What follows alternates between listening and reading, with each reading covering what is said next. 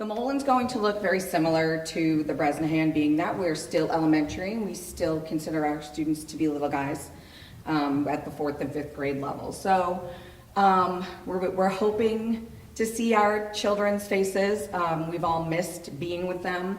In a hybrid model, as Principal Miller said, is 2 groups of students, homeroom split in half, the A group on Monday, Tuesday, B group on Thursday, Friday, and Wednesday is a remote day of learning for everybody. When students are in school, it's going to be a typical school day with math, reading, writing, science, social studies, explore classes, and it's going to be similar when they are at home. We are getting creative with some of our support staff in being able to use them to monitor students when they are working remotely so that they do have some help at home. And parents aren't feeling like they're alone in this process trying to do it all with the kids. We will have a morning meeting at the beginning of the day that is, again, for everybody, in person or at home. We'll also have an end of the day check-in for everybody. Let's see, like we're gonna, specifically this year when students are coming back, we're gonna be doing a lot of assessing once we have the kids a little bit settled, to see where everybody is at and to use that to really boost our instruction and really try and hone in on some of the skills that we're seeing for kids. The truth of it is, the bonus of hybrid is you have 10 to 11 students in a class, which really gives you time to really work with the student individually and really hone in on what they need for math skills, reading skills, writing skills, and kind of boost that up as we're going through the year. So this is just a sample schedule. Again, it looks similar to the Bres. Morning meeting with everybody, and then the schedule just goes through. We have definitely scheduled movement breaks, mask breaks, getting outside when kids are in school. We also have breaks when they are remote. You know, have a lunch recess break. You're going to do your explore class at home. You know, it might be yoga or some type of social emotional activity that you're going to do.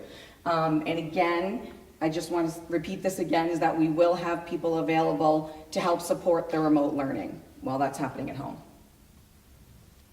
So the full remote model, it's similar to any other model of when kids are at home learning. They will still have all the same subjects.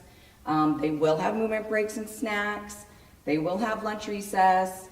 And if we do end up full remote, like in the spring, there will be opportunities for teachers to work in small groups with kids via Google Meet, some individual time with students, hours for parents to connect with teachers. So all of that will be in place if we have to go fully remote.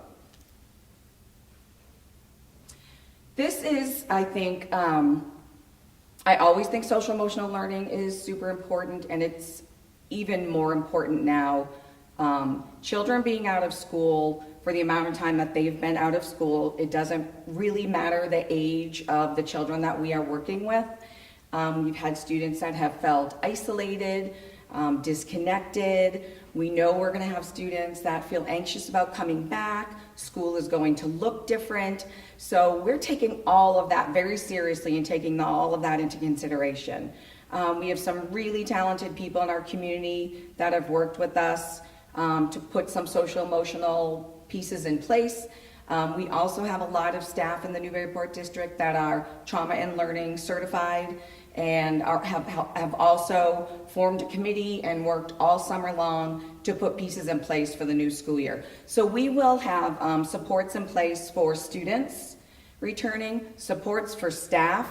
I do want to note that we care as much about our staff as we do about our students and our families, where we will have support in place for all the constituents in our community. And one last thing about the teachers, I do just want to say thank you again. I know Amy did that, and it's amazing what our teachers they have worked hard all summer long to really think about remote and hybrid and how to make it successful for all of our students, and to really have a robust plan moving into this new school year. So we appreciate all the work that they've done. So thank you, everybody.